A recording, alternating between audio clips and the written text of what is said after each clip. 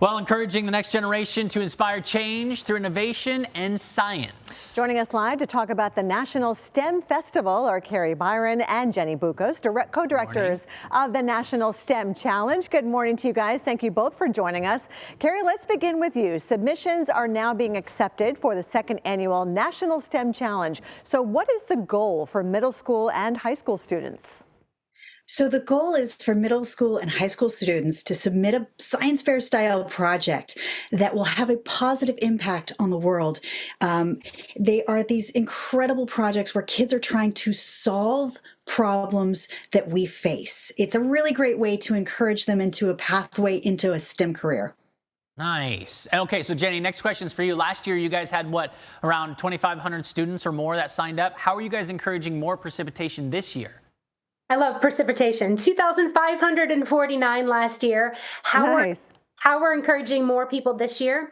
It's grassroots. It's from the ground up. It's connecting with community leaders who work with kids either as a teacher in the classroom or in those out-of-school learning programs like robotics clubs, space clubs.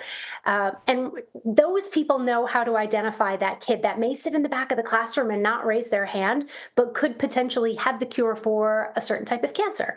So it really takes the entire community to make this happen.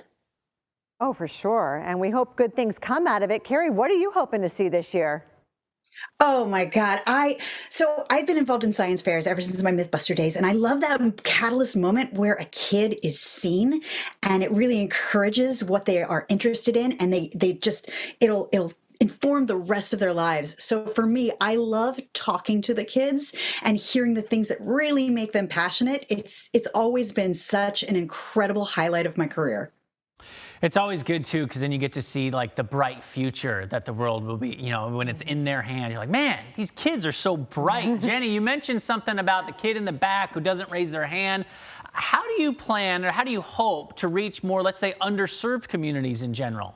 So underserved or underestimated communities is sort of what we're all about. And it really is finding those nonprofit leaders, those Girl Scouts organizations, those Boy Scout organizations, and saying, who is the kid that may not have the confidence to do this because they haven't done the science fair circuit. If you go to science fairs, a lot of times it's the same kids. But ours is a little different in that we are looking for those kids who say, I don't know if this is for me. We're going to help guide you through that process. And we score just a little bit differently. Creativity is high on our scorecard, and the ability to communicate your project is high on our scorecard. So all the kids have the scientific background, but we're just looking for that little bit extra this year. Good. Yeah, hopefully we get the extra this year. And Kari, what is the ultimate goal of the National STEM Challenge? Well, for me, I like to really show that scientists are creatives. They are both critical thinkers and have empathy. And those are the people that are going to make the world a better place and create hope. So beyond just encouraging the kids to understand that science is for everybody, we really want to put it out on a national stage so that everybody can talk about it. And you guys are the Weather Channel. You know how important science is. Everything having to do with weather is science, technology, engineering, math. In fact, we even are interviewing a meteorologist for our digital companion piece this Wednesday because we know how important the weather science is. That's awesome. I love it. Thanks for doing that.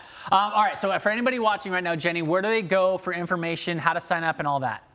NationalSTEMFestival.com. Get those submissions in by October 20th. If you are a parent, an aunt, a grandparent, a teacher, tell a kid you know. These do not have to be new projects. If they want a science fair before they entered a science fair, NationalSTEMFestival.com, and get your submissions in before the 20th.